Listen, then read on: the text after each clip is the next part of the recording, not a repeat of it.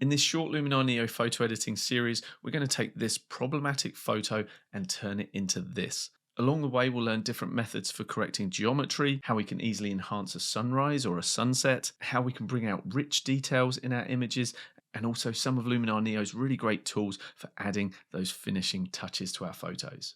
In this video, I'm going to show you 3 different ways that we can start our photo edit. No one of them is better than the other. They've all got their own individual merits. So let's go through them and you can choose the one that works for you. Okay, so let's start nice and easy, but also nice and quick and efficient, and that is with Enhance AI. If we grab the Accent AI slider and crank that up, straight away we've got so many adjustments that Luminar has applied for us.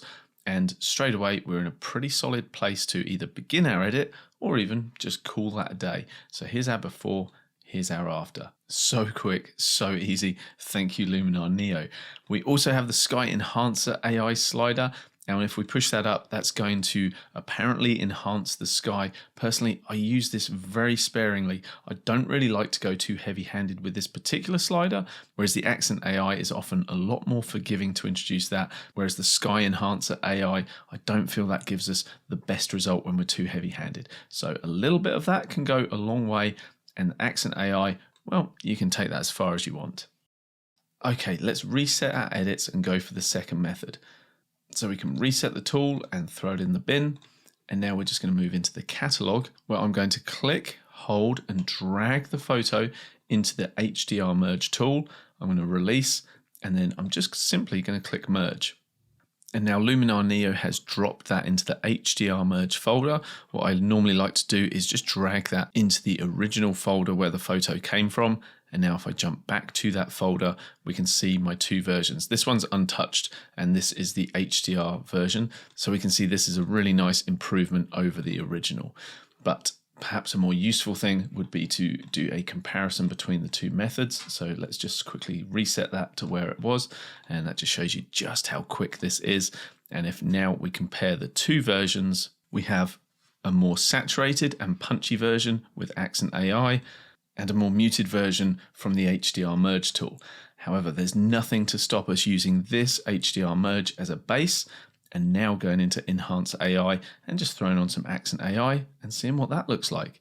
Now, if we push that now to 100%, the 2 tools combined certainly give us an effect which is way over the top. But if we just sort of tickle in a little bit of this, a combination of the 2 starting processes might not be a bad thing. Okay, the third method. I don't want to call it the correct method, but it is certainly going to give us a lot more flexibility and allow us to draw out a lot more of that information that exists in our raw file. Now, you can apply this same tool to JPEG and TIFF photos, so it's not exclusive to RAW, but you're going to get more out of the Develop tool if you work with a raw photo. So let me show you what I would do with this photo using the Develop Raw tool. As you can see, we currently only have 2 photos and really we need a third one. So what I'm going to do is right click on this photo, show in Explorer. I'm going to copy this photo and then paste it to make a duplicate.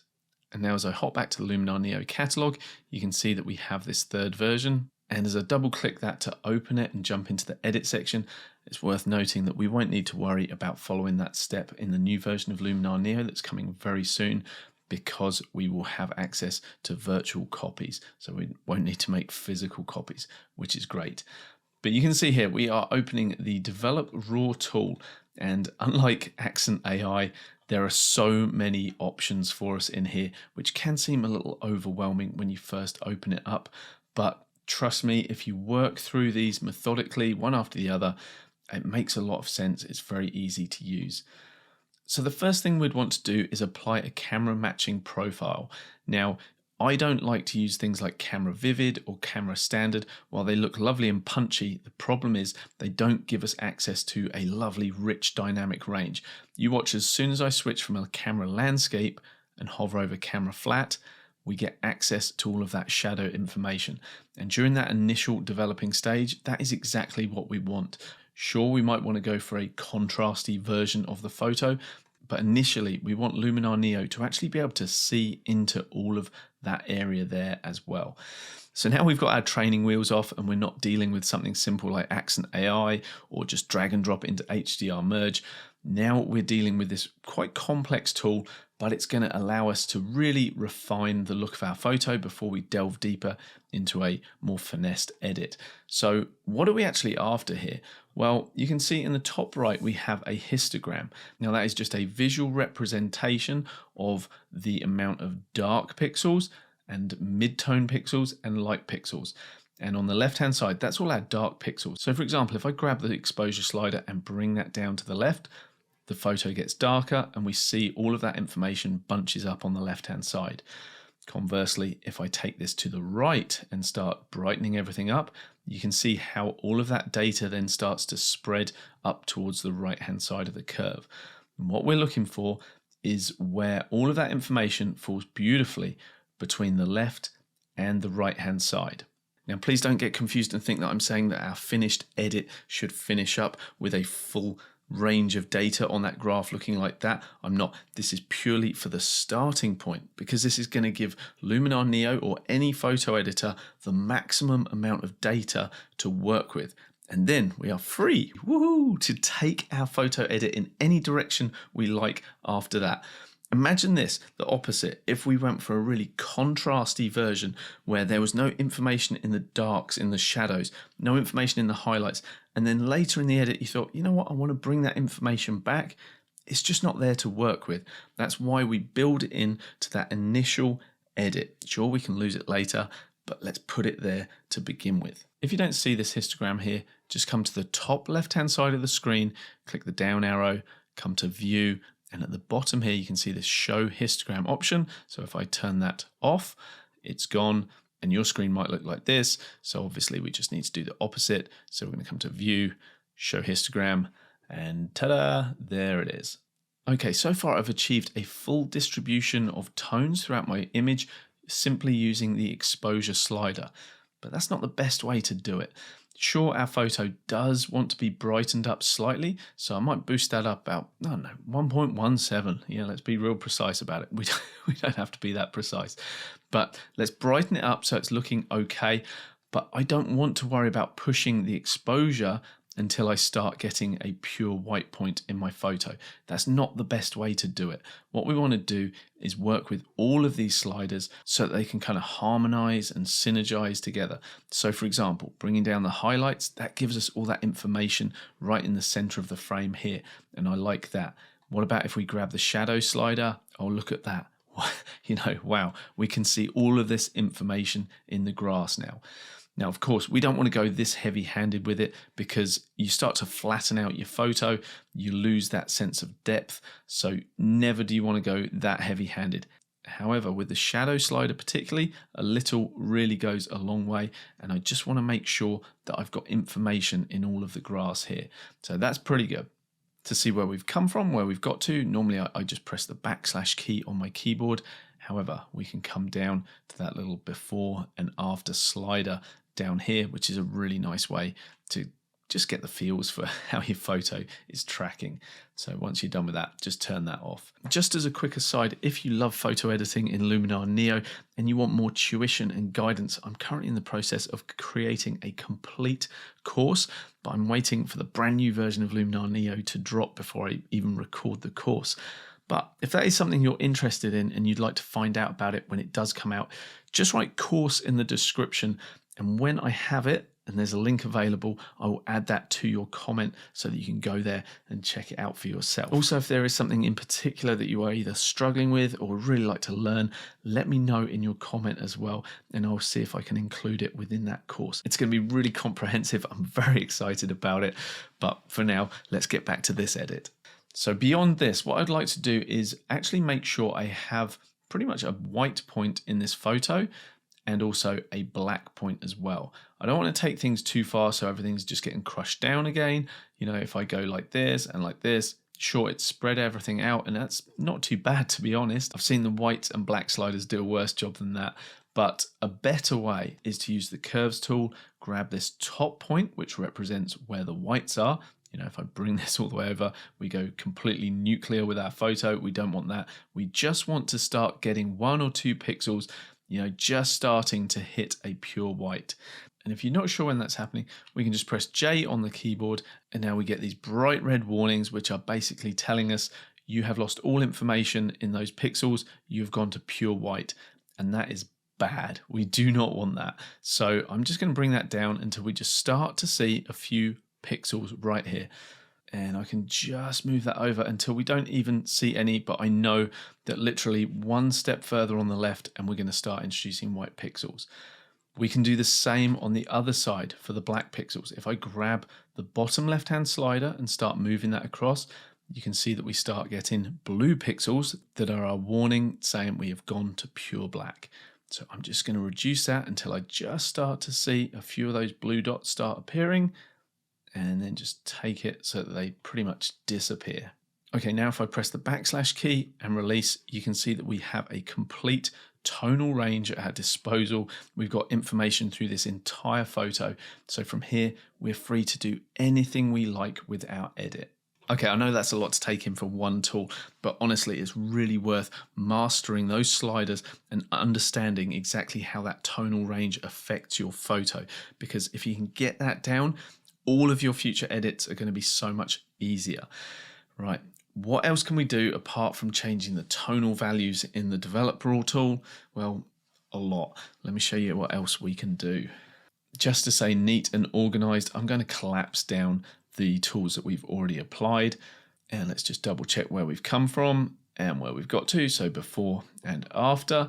Now, let's move on to the color section here. So we have the white balance option, and currently we're trusting as shot, which is what the camera thought the white balance should be.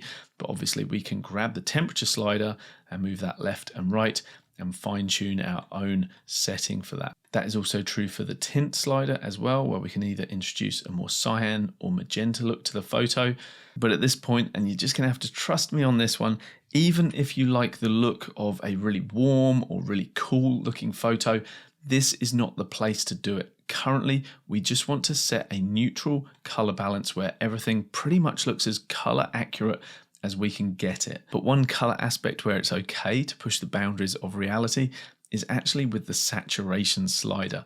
Now, I know what you're thinking. If we push this up, this just does not look very good at all, particularly the greens. They're the color that's really getting oversaturated, but we are bringing back information in the sky, in the blue, and that does look good. So currently we are working on the raw file, hence the name Develop Raw. So if we want to saturate our photo or make sure that we've got that blue in the sky, it's much easier to work with a saturated raw file and desaturate the colors you don't want as intense, rather than working with a desaturated photo and then trying to inject, let's say, the blue back into the sky. It's not going to be as good doing it that way around. So you want to just make sure that the color is there in the first place in this Develop Raw conversion. Now, personally, I would not normally be pushing my saturation all the way to 100, but in this case, the sky actually needs it. It really needs to be pushed that far, but it's okay because I can come back and desaturate that green individually with a specific color tool later. Okay, sharpness. Again, we want to make sure that the relevant sharpness is in the photo right from the beginning. Now, this photo was done as a 60-second long exposure through some very heavy neutral density glass, and that's akin to putting some really dark sunglasses over the front of my lens. And so the image quality isn't really as sharp as I would normally like it. So let's just reintroduce some sharpness. I won't go into the details of how all these sliders work. That is something for another video. Now, noise reduction. We have the luminosity slider here, and that normally does a great job of taking care of the digital noise that exists in the photo. And again, because this was a long exposure, I have more digital noise than I would normally get from my camera. And those of you familiar with Luminar Neo will know that we do have Noiseless RAW, which uses AI algorithms to create a really nice noiseless file. However, it's much more processor intensive and therefore time consuming to achieve that result. So using this luminosity slider, it's really quick, really easy. So oftentimes I will just rely on that rather than running all my files that have grain or digital noise through the noiseless raw filter. Okay, beyond that, we can turn on auto distortion corrections, auto fix chromatic aberrations, and auto defringe, all designed to clean up optical artifacts that may be introduced by inaccuracies in your lens. And just after that, we have the transform tool, which I'm going to come back to because you're probably sat there thinking, that lighthouse, that wonky lighthouse is doing my head in. It's triggering me, man. Sort it out. And I will sort it out. But that's going to be for part 2 of the video. I'm going to show you how the transform tool works. But first of all, let's just downgrade that nuclear green that we've created. So I do need to fix that, and it's not done with the developer raw tool, but we can come into the color tool and actually specify the color that we want to change. So obviously that is the green, and I want to desaturate it. So here we have the option to work with the hue, the saturation, and the luminance. So the hue would change the color of the green, so we can actually knock that back a little bit from the pure green and take it more towards that yellowy tone if we wanted to.